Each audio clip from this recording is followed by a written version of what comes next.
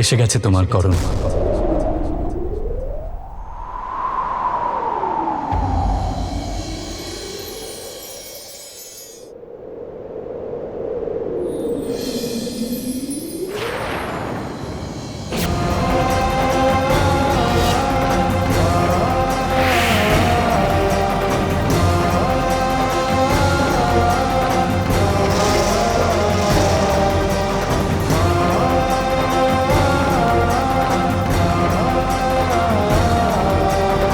জন্ম জন্মান্তর পাশে থাকার আমরা যে প্রতিজ্ঞা করেছিলাম, সেই সব প্রতিজ্ঞা পালন করার জন্যই আমি এসে গেছি সুমন। আমাদের ভালোবাসা জিতে গেছে সুমন, তোমার বিশ্বাস জিতে গেছে।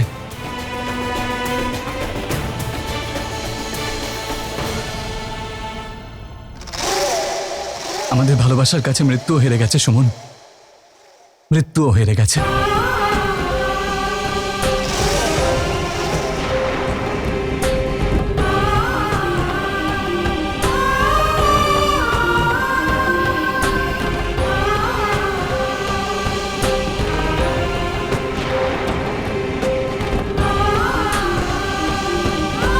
করণ বাবা, নিচে গিয়ে আমরা কথা বলি। হ্যাঁ মা, আমিও অনেক কথা বলতে চাই আর অনেক কিছু শুনতে চাই। নন্দিনী বৌমনি বলেছিল যে তোমার পুরো বিশ্বাস ছিল আমি অবশ্যই আসব।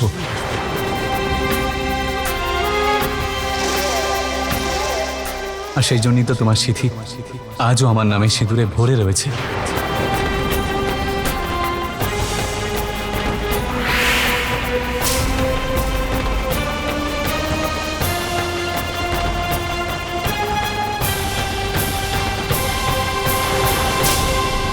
আর তোমার গলাতে আজও আমার নামের মঙ্গলসূত্র রয়েছে।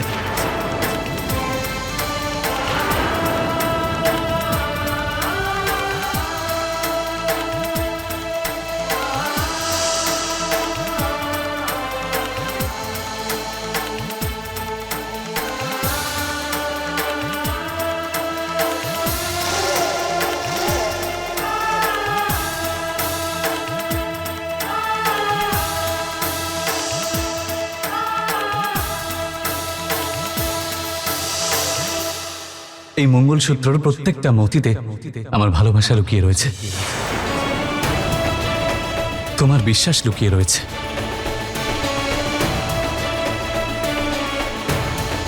তাই না?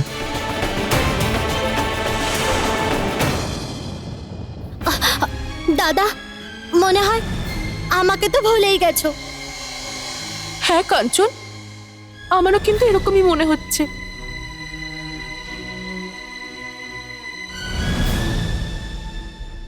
এমনটা কি হতে পারে যে আমি আমার পেঁচি আর গুড্ডি দিদিকে ভুলে যাব?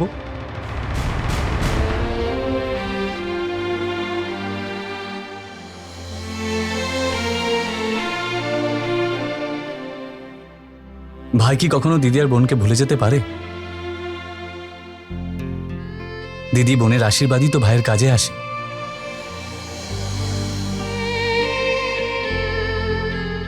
আরে এ কি, আমার পেঁচিটার বিয়ে হয়ে গেছে? আরে কবে, কার সাথে, আর সে কোথায়? আরে দাদা, একসাথে এতগুলো প্রশ্ন। ওনার নাম জয়, উনি এখানে নেই, বিজনেসের জন্য আমেরিকাতে গেছেন। ও, তার মানে আমার জামাইবাবু সাহেব মানুষ আছেন। আচ্ছা, বিয়ের ফটো অ্যালবাম তো থাকবে, চ ওটা দেখা। করণ, এত সব কথা এখানে এখানে দাঁড়িয়েই করবি নাকি? নিচে গিয়ে কথা বলি না আমরা, ওখানে ছবিও দেখিস তুই। জীবন আর মৃত্যুর সঙ্গে লড়াই করে ফিরে এসেছে আমার ছেলে। চল বাবা, বিশ্রাম কর তুই। হ্যাঁ মা, এখন আমি আমার বাড়িতে এসে গেছি, আমার সমস্ত ক্লান্ত দূর হয়ে গেছে। আর তাছাড়া আমিও তো তোমার সাথে সারা বছরের কথা বলতে চাই, কিন্তু মা, আগের প্রিন্স চার্মিংকে তো দেখেনি। চল তাড়াতাড়ি ফটো দেখাবি, চল। চলো সুমন, চলো।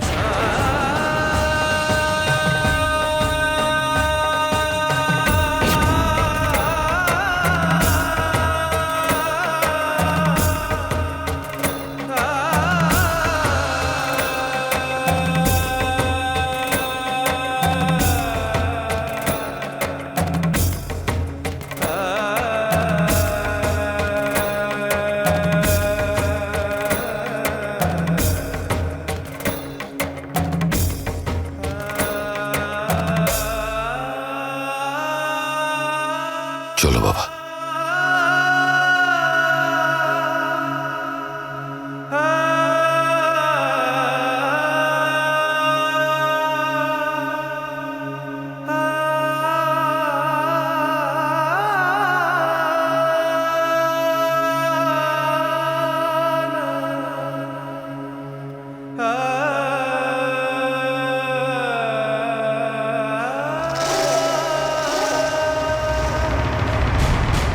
নন্দিনী, মা, এটা আমার আর মাথায় আসছে না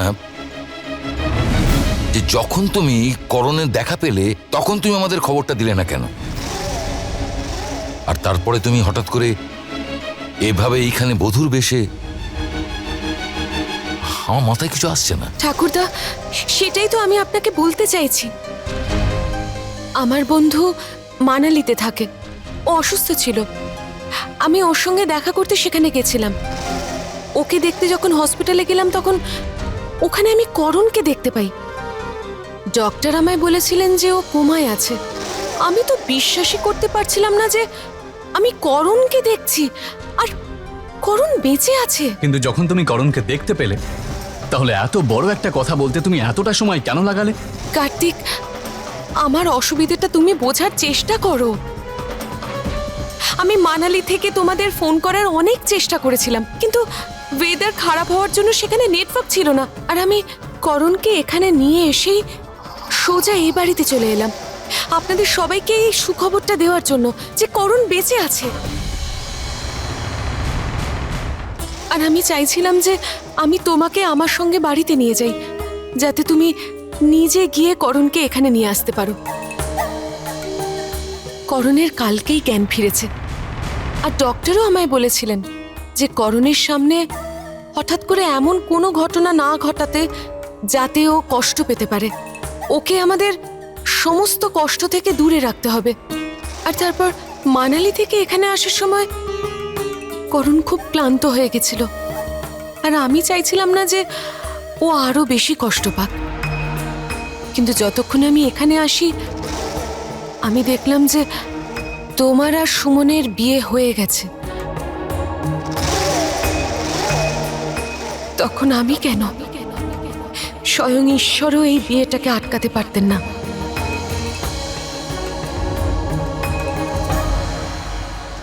আর তখনই বাবা আমাকে ফোন করে। বাবা খুব ঘাবড়ে গেছিল। বাবা বলছিল যে করণ বাড়িতে নেই। আমি ভীষণ ভয় পেয়ে যাই, কারণ আমি জানতাম করণ এখানে আসবেই। তারপর এখানে এসে আপনাদের এমন প্রশ্ন করবে যার উত্তর হয়তো আপনারা কেউই দিতে পারবেন না। সেই মুহূর্তে আমার যা ঠিক মনে হয়েছে আমি তাই করেছি। করণের সঙ্গে আমার কোনো সম্পর্ক না থাকা সত্ত্বেও শুধু করণের কথা ভেবে আমি এই নাটকটা করেছি।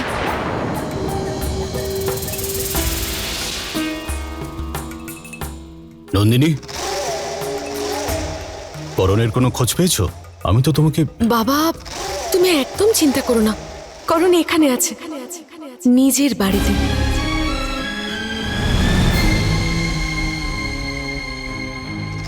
ও এখানে ভালোভাবে পৌঁছে গেছে। Thank god. জিজ্ঞেস করো বাবাকে। আমি বাবাকে বলেছিলাম যে বাবা যেন আপনাদের ফোন করে আর করণকে পাওয়া গেছে সেটা জানিয়ে দেয়। আর ঠিক সেই সময় আমি এখানে ফোন করেছিলাম, কিন্তু কেউ তো ফোনটা তুললো না। কার্তিক, তোমার সেল ফোনে আমি কতবার ফোন করেছিলাম, কিন্তু তুমিও তো দেখি ফোন তুললে না।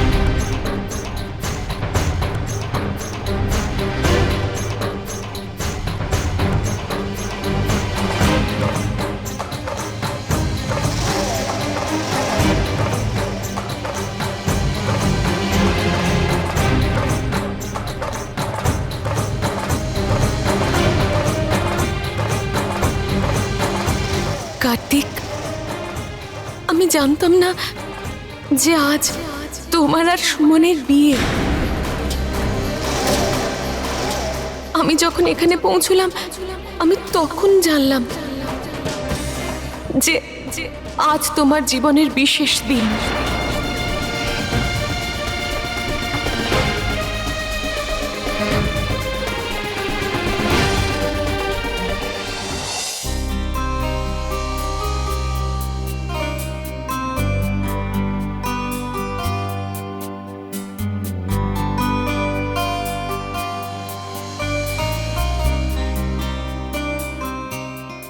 আমি তো এখনো বিশ্বাস করতে পারছি না যে আমার ছোট্ট বোনটা, যে কিনা কাল অব্দি পুতুল নিয়ে বিয়ে বিয়ে খেলা করতো, আজকে তারই বিয়ে হয়ে গেছে। কাঞ্চন, তুই তো শ্বশুর বাড়িতে সুখে আছিস তো? হ্যাঁ দাদা, আমি নিজের শ্বশুর বাড়িতে অনেক ভালো আছি। আর তোকে খুশি দেখে আমিও খুব খুশি।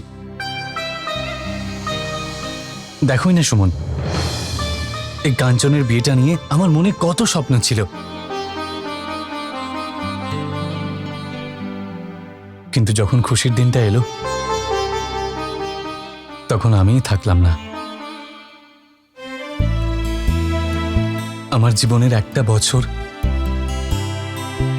জানি না কোন অন্ধকারে হারিয়ে গেল। নিজের পরিবারের সব খুশি, সব দুঃখ থেকে অজানা গভীর ঘুমে শুয়েছিলাম আমি। কোথায় ছিলে এতদিন? অ্যাক্সিডেন্টের কারণে কোমায় চলে গেছিলাম আমি, আর মানালির একটা হসপিটালে ভর্তি ছিলাম। আর যখন আমি চোখ খুললাম তখন নন্দিনী বৌমনিকে সামনে পেলাম।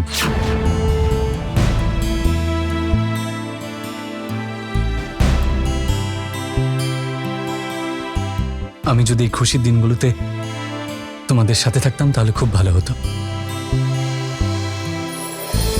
কিন্তু কোনো ব্যাপার না।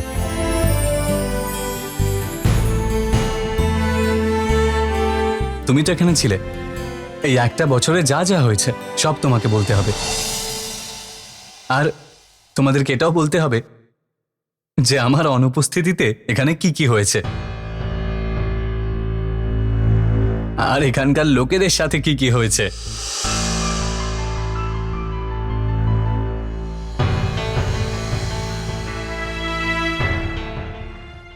আমি আপনাদের সবার কাছে হাত জোর করে ক্ষমা চাইছি।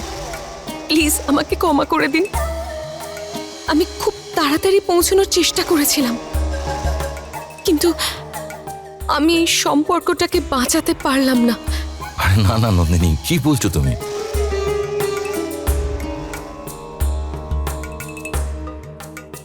এই বাড়িতে আজ কোনো অনর্থ হয়নি, বরং আজকের দিনটা এই বাড়ির জন্য ভীষণ শুভ। আজ এই বাড়িতে হারিয়ে যাওয়া ছেলে বাড়ি ফিরে এসেছে। আর সম্পর্কে অনর্থ কিসের? আমাদের চিন্তার কারণ তো এই অবস্থা সময়ের জন্য, করণের আশা বা সুমন আর কার্তিকের বিয়ে নয়। আর তুমি কি জন্য ক্ষমা চাইতে যাচ্ছ? আরে তোমার কারণেই তো আমাদের করণকে আমরা আজ ফিরে পেয়েছি।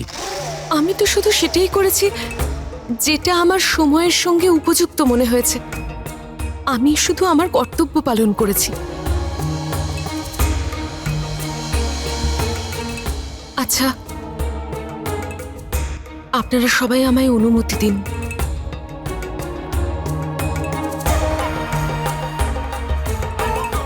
আর হ্যাঁ, যদি করোনা আমার কথা জিজ্ঞেস করে তাহলে ওকে বলে দেবেন যে আমার একটা জরুরি কাজ ছিল, তাই আমি বাবার সঙ্গে চলে গেছি।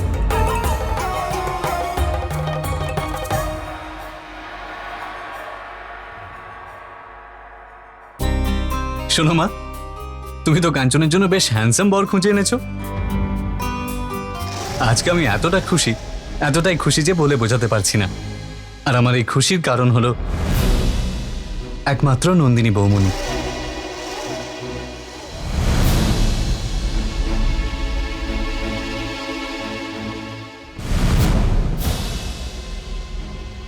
বৌমনি, এর জন্য আমি যদি তোমাকে সারা জীবন ধরেও ধন্যবাদ জানাতে থাকি তাহলেও কম হবে। করণ, কেমন কথা বলছো?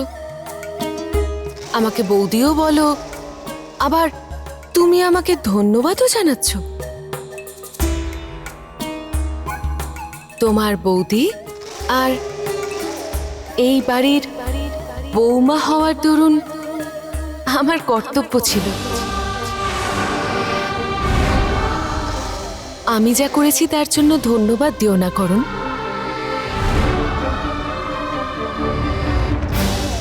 এবার আমাদের অনুমতি দিন। চলো নন্দিনী। বৌমনি, তুমি কোথায় যাচ্ছ?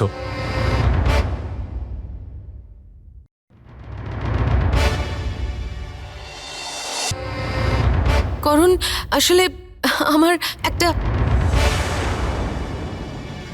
করুন বাবা, তোমার নন্দিনী বৌদি ওনার বাবাকে বাড়ির বাইরে ছেড়ে আসতে যাচ্ছে। ও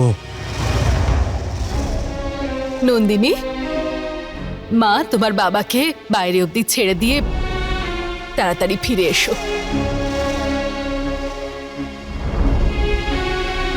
চলো।